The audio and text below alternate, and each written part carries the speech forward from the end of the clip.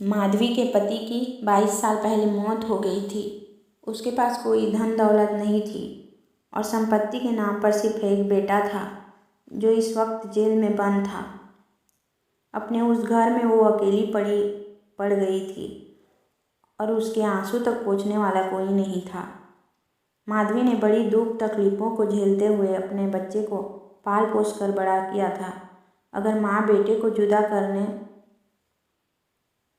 वाला मौत होती तो माधवी सब्र कर लेती और उसके मन में किसी के लिए क्रोध न होता, लेकिन उन्हें जुदा करने वाले तो कोई और थे जिनके अत्याचार को सहना उसके लिए मुश्किल हो रहा था। माधवी के मन में बार बार उन स्वार्थियों से बदला लेने का विचार घूम रहा था। माधवी के लिए उसका बेटा ही सब कुछ था, जिसे देखकर ही उसे ज़िंदगी में आगे बढ़ने का हौसला मिलता था। माधवी का बेटा सुंदर होने के साथ ही बहुत होनहार भी था। माधवी ने उसकी अच्छी परवरिश की थी।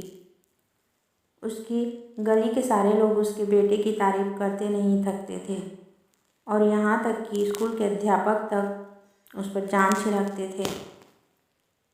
माधवी के बेटे का नाम आत्मानंद था। आत्मानंद से दूसरों की दुख तकलीफ़ें न देखी नहीं जाती थी और लोगों की मदद करने के लिए वह हमेशा तत्पर रहता था। उसे देखकर कोई सोच भी नहीं सकता था कि वह कोई अपराध कर सकता है। माधवी भी यही सोचकर तड़पते हुए दिन काट रही थी कि आखिर उसका क्या अपराध था। आत्मानंद में गुणों का भंडार था।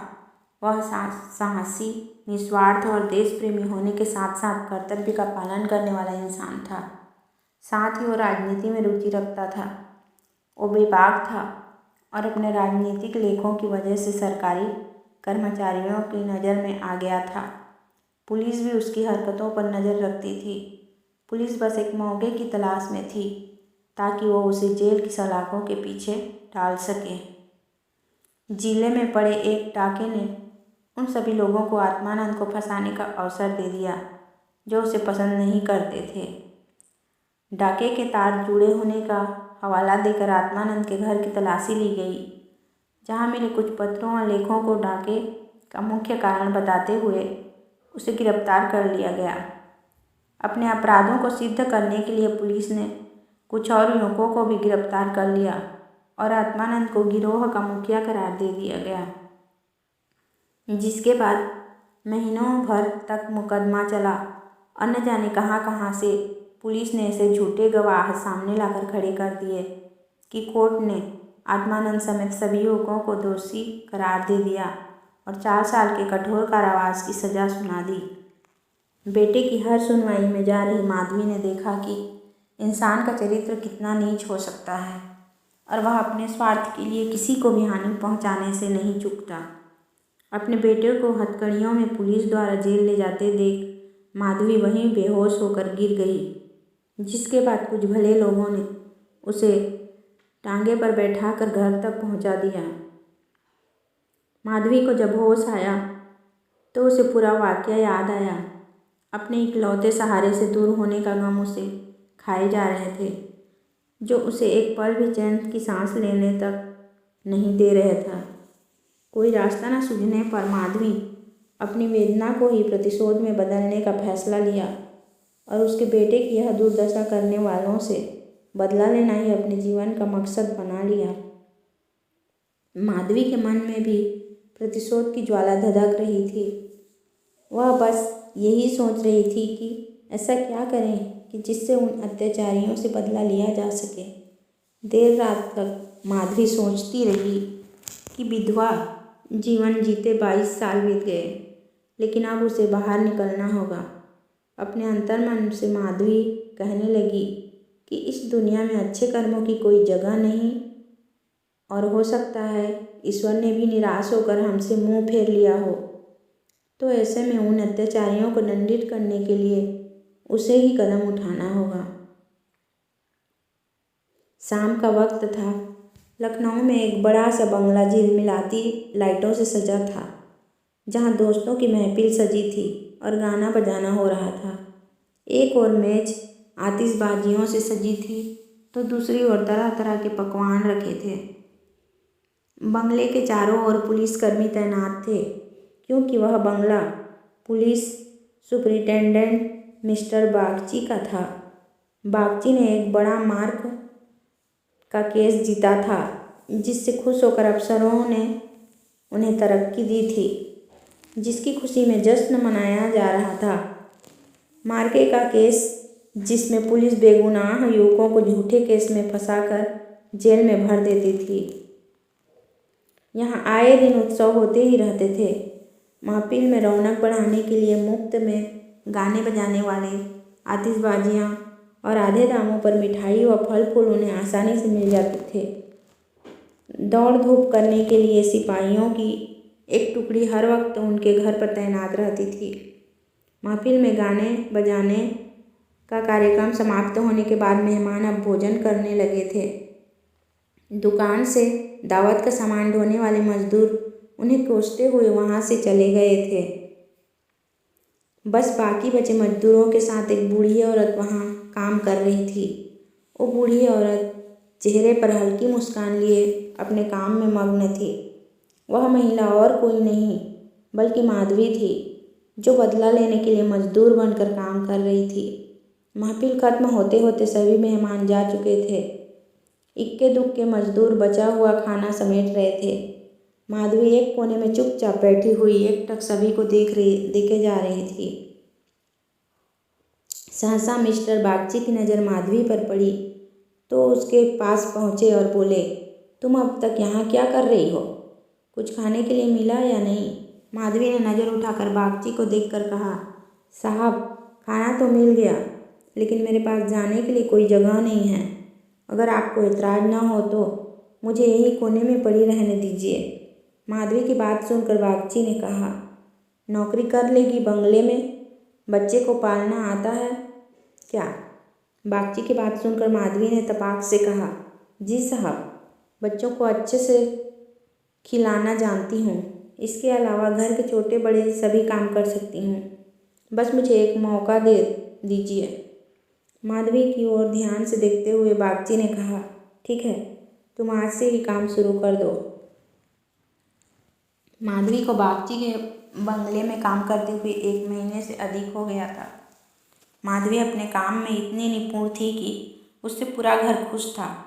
बागची की पत्नी का स्वभाव चिड़चिड़ा था और वह आलस व अपनी खराब सेहत के चलते दिन भर बिस्तर पर या सोफे पर पड़ी रहती और नौकरों पर चिल्लाती रहती। उसके स्वभाव के कारण बच्चे का ध्यान रखने वाली आया ज़्यादा दिन टिक न पाती थी। माधवी उसकी जली कटी बातें सुनकर भी चुपचाप अपने काम में लगी रहती। इसलिए बागची की पत्नी को उससे कुछ खास शिकायत नहीं थी। उसने बच्चों की देखभाल की जिम्मेदारी भी माधवी को ही दे दी थी। बागची और उनकी पत्नी को इससे पहले भी कई बच्चे हो चुके थे, लेकिन अज्ञात कारणों से उनका एक भी बच्चा कुछ महीनों या फिर साल भर से ज़्यादा जीवित नहीं बच पाता था। इसलिए इस बच्चे पर दोनों माँ बाप की जैसी जान बचती थी। पढ़े लिखे होने के बावजूद दोनों अपने बच्चों की सुरक्षा के लिए टोना टोटका और जंतर मंतर अपनाने से भी परहेज न करते थे। बच्चा माधवी के पास ही ज़्यादा समय बिताता। इस वजह से वो माधवी से काफ़ी ज़्यादा घुल मिल गया था। अगर माधवी कुछ देर के लिए भी उसकी नज़रों से दूर हो जाती तो बच्चा ज़ोर ज़ोर से रोने लगता। बच्चा माधवी को ही अपनी माँ समझता और वह साथ खेलती तो ही खेलता, वह दूध पिलाती तो पीता और वह सुलाती तो ही उसे नींद आती। अपने पिता को तो बच्चा जैसे कोई अजनबी समझता और माँ उस पर ध्यान नहीं देती थी। माधवी को लगा था कि बड़े घर में काम करने से तो तनख्वाह अच्छी खासी मिल जाएगी, जिससे महीनों का खर्च पूरा हो जाएगा, लेकिन यहाँ तो नौकरों से हर एक पैसे का हिसाब लिया जाता है। एक दिन बच्चे को गोद में उठाए माधवी ने मालकिन से कहा कि बच्चे के लिए कोई खिलौना गाड़ी मंगवा देती तो अच्छा होता। माधवी की बात सुनकर मिसेज बागची ने कुंठित स्वर में कहा, कहाँ से मंगवाऊँ? इसके लिए खिलौना गाड़ी? हाथ में रुपये भी तो होने चाहिए। इसका खिलौने 10-20 रुपये में आएगा और इतने रुपये कहाँ हैं हमारे पास। माधवी ने मिसेज बागची और गौर से देखते हुए कहा, मालकिन, खिलौना ही तो है। माधवी की बात सुनकर मिसेज बागची ने कहा, अब तुमसे क्या छुपाना। दरअसल तुम्हारे मालिक की पहली पत्नी से 5 बेटियां हैं जो इलाहाबाद के एक स्कूल में पढ़ रही हैं। 5 कुंवारी हैं और उनकी पढ़ाई लिखाई और दूसरे खर्चों में इनका आधा वेतन चला जाता है। ऊपर से लड़कियों की शादी करवाने के लिए कम से कम 25,000 रुपये लगेंगे। अब कहाँ से लाएं इतने पैसे। मिसेज बागची की बातें सुनकर माधवी बोल पड़ी, मालिक को घूस भी तो मिलती होगी ना। माधवी यह कहकर चुप हो गई। मिसेज बागची ने गहरी सांस भरते हुए कहा, ऐसी कमाई में बिल्कुल बरकत नहीं होती।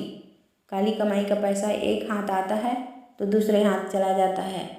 जैसे जैसे दिन बीतते जा रहे थे, माधवी के मन में उस बच्चे के लिए स्नेह और भी बढ़ता जा रहा था। कभी कभी बदला लेने की बात याद आती तो वह क्रोध से भर जाती और फिर बच्चे को देखकर शांत हो जाती। वहाँ रहते हुए माधवी मिस्टर बागची के परिवार की स्थिति से वाकिफ हो गई थी। कई बार तो वह अपना दर्द भूल कर उनके परिवार के लिए चिंतित हो जाती और उसका मन दया से भर जाता। माधवी सोचती रहती, मालिक आखिर 5 बेटियों की शादी कैसे कराएंगे। ऊपर से पत्नी बीमार रहती है और बच्चा छोटा है। जरूर उनके परिवार पर अभिशाप है, वरना इतना सब होने के बाद कौन दुखी रहता है। कमज़ोर बच्चों के लिए बरसात तो बीमारियां लेकर आती है। बरसात में उन्हें अक्सर खांसी, जुकाम और बुखार घेर लेता है। ऐसी ही बरसात में माधवी एक दिन किसी काम से अपने घर चली गई। पीछे से बच्चे ने रो रो कर पूरा घर सिर पर उठा लिया। कुछ देर गोद में उठाने के बाद मिसेज बागची ने एक नौकर को उसे टहलाने के लिए सौंप दिया। कुछ देर आंगन में घुमाने के बाद नौकर ने बच्चे को हरी घास पर बिठा दिया। बारिश के पानी से ज़मीन गीली थी और बच्चा ऐसे ही कई घंटों तक पानी में खेलता रहा। वह नौकर दूसरे नौकरों के साथ गप्पे हाँकने में मस्त हो गया। काफ़ी देर बाद जब नौकर को ध्यान आया तो वह बच्चे को फटाफट भीतर ले गया और उसके कपड़े बदलवाए। शाम होते ही जुकाम से बच्चे की नाक बहने लगी और खांसी से गले से आवाज़ आने लगी। देर शाम जब माधवी बंगले में पहुंची तो बच्चे की हालत देखकर उसका कलेजा फटने लगा। वह बच्चे को तुरंत लेकर मालकिन के पास पहुंची और कहा, देखो जरा बच्चे का क्या हाल हो गया है, कहीं इसे सर्दी तो नहीं लग गई। बच्चे की हालत देखकर मालकिन भी हक्की बक्की रह गई, क्योंकि वह ऐसा मंजर पहले भी देख चुकी थी। मिसेज बागची ने तुरंत नौकर से अलाव जलाने को कहा। मिसेज बागची और माधवी दोनों पूरी रात बच्चे को ठीक करने में जुटे रहीं। दोनों की आंखों से नींद जैसे कोसों दूर थी। ऐसे में सवेरा कब हो गया दोनों को पता भी न चला। मिस्टर बागची को जैसे ही बच्चे के बीमार होने की खबर मिली, वह डॉक्टर को लेकर सीधे घर पहुँचे। 3 दिन में बच्चे की हालत में सुधार आने लगा, लेकिन वह काफ़ी कमज़ोर हो गया था। बच्चे का ख्याल रखने में माधवी ने दिन रात एक कर दिया। यह वही माधवी थी जो परिवार का सर्वनाश करने का संकल्प लिए उस घर में आई थी और आज उसी घर के चिराग की सलामती के लिए दिन में हजारों बार ईश्वर से दुआएं मांग रही थी। शायद माधवी की दुआओं का ही असर था कि बच्चे की सेहत में धीरे धीरे सुधार होने लगा। एक सुबह मिस्टर बागची बच्चे के झूले के पास बैठे हुए थे और मालकिन सिर दर्द के कारण चारपाई पर पसरी हुई थी। माधवी पास में ही बैठी बच्चे के लिए दूध गर्म कर रही थी। माधवी की ओर देखते हुए मिस्टर बागची ने कहा, हम जब तक जिएंगे तुम्हारे एहसान के तले दबे रहेंगे। यह तुम ही हो जो बच्चे को मौत के मुंह से खींच लाई, वरना हम तो उम्मीद भी हारने लगे थे। इतने में मिसेज बागची भी उठकर पास आ गई और माधवी से कहा, तुम एक देवी बनकर हमारी ज़िंदगी में आई हो। आज अगर तुम न होती तो पता नहीं क्या अनर्थ हो जाता। मेरी तुमसे एक विनती है। वैसे तो जीना मरना सब ऊपर वाले के हाथ में है, लेकिन तुम्हारे हाथ में ज़रूर संजीवनी है। मेरी तो किस्मत ही अभागी है, पर हो सकता है तुम्हारे पुण्यों से मेरे बच्चे की जान बच जाए। माधवी चुपचाप मिसेज बागची की बातें सुन रही थी। मिसेज बागची रुआसी आवाज़ में कहने लगी, सच कहती हूँ, अब तो बच्चे को गोद में उठाने तक से मुझे डर लगता है। तुम इसे आज से ही अपना बच्चा समझो और इसकी माँ बन जाओ। इसे भी तुमसे बहुत लगाव है। तुम इसे अपने साथ अपने घर ले जाओ और वहीं इसकी परवरिश करो। जब तक यह तुम्हारी गोद में रहेगा हमें चिंता न होगी। मिसेज बागची की बात सुनकर माधवी ने कहा, मालकिन क्यों ऐसे बुरे विचार मन में ला रही हो? बच्चे की हालत में सुधार हो रहा है और देखना भगवान की इच्छा से सब कुशल मंगल होगा। इतने में मिस्टर बागची बोल पड़े, नहीं बूढ़ी माँ, मेरा दिमाग भले ही इन बातों को ढकोसला करार देता हो, लेकिन मन का एक कोना इस पर विश्वास करना चाहता है। मेरी अपनी माँ ने मुझे पैदा होते ही एक धोबिन को बेच दिया था, क्योंकि मुझसे पहले मेरे 3 बड़े भाइयों की मौत हो चुकी थी। इसलिए मेरी जान बचाने के लिए उन्हें जो उचित लगा उन्होंने किया। अब बारी हमारी है और हमसे जो मन पड़ेगा हम करेंगे। तुम इसे आज से अपना ही बेटा मानो और इसे साथ ले जाओ। हमें जब भी इससे मिलने का मन होगा चले आएंगे और खर्च की चिंता मत करना। इसकी पूरी परवरिश का खर्चा हम समय समय पर तुम्हें भेजते रहेंगे। मिस्टर बागची ने कहा, मैं जिस पेशे में हूँ मुझे न चाहते हुए भी कई कुकर्म करने पड़ते हैं। झूठी शहादतें बनाकर निर्दोषों को फंसाना पड़ता है। उनकी और उनके परिवार की न जाने कितनी बद्दुआएं मेरे सिर पर हैं। मैं जानता हूँ कि बुराई का फल कभी अच्छा नहीं हो सकता, लेकिन मैं लोभ में आ ही जाता हूँ। अगर मैं ये सब ना करूँ तो नालायक करार देकर निकाल दिया जाऊँगा। अंग्रेज़ों को यहाँ 100 खून भी माफ़ होते हैं, लेकिन हम हिंदुस्तानियों की एक गलती भी हमें भारी पड़ सकती है। इसलिए मेरी विनती है कि हमारे बेटे को स्वीकार कर लो। माधवी को भी उस बच्चे से बेहद लगाव था, इसलिए वह खुशी खुशी मान गई। गदगद होते हुए माधवी ने कहा, आप दोनों की अगर यही इच्छा है तो मैं बच्चे को अपनाने के लिए तैयार हूँ। मुझसे जो बन पड़ेगा मैं करूँगी। मेरी भगवान से बस यही दुआ है कि हमारे बच्चे को वो अमर करे। बड़ी देर से बच्चा आराम से झूले में सो रहा था। चादर से उसका मुंह ढका हुआ था। माधवी ने दूध गर्म करके बच्चे को पिलाने के लिए जैसे ही उसके मुंह से चादर को हटाया, उसके मुंह से जोर से चीख निकल गई। बच्चे का शरीर पूरी तरह ठंडा हो चुका था और चेहरा पीला पड़ा था। माधवी ने जल्दी से बच्चे को गोद में उठाकर सीने से चिपका लिया और जोर जोर से रोने लगी। बालक सभी को छोड़ भगवान के पास जा चुका था। दिन भर पूरे घर में मातम पसरा रहा और रोने की चीख पुकारों से जैसे पूरा घर कौंध गया हो। मिस्टर बागची और उनकी पत्नी का भी रो रोकर बुरा हाल था। माधवी, जो खुद बच्चे को खोने के दर्द से तड़प रही थी, उन दोनों को सांत्वना दे रही थी। माधवी उनसे कह रही थी, अगर उसके बस में होता तो अपने प्राण देकर भी बालक को बचा लेती, लेकिन ऐसा संभव नहीं है। माधवी जो अपना बदला लेने आई थी, ममता के बंधन में बंध स्वयं दुख लेकर जा रही है। सच कहते हैं कि माँ का दिल दया का सागर होता है। माँ वह देवी है जिसकी निर्मलता को कोई भी मैला नहीं कर सकता।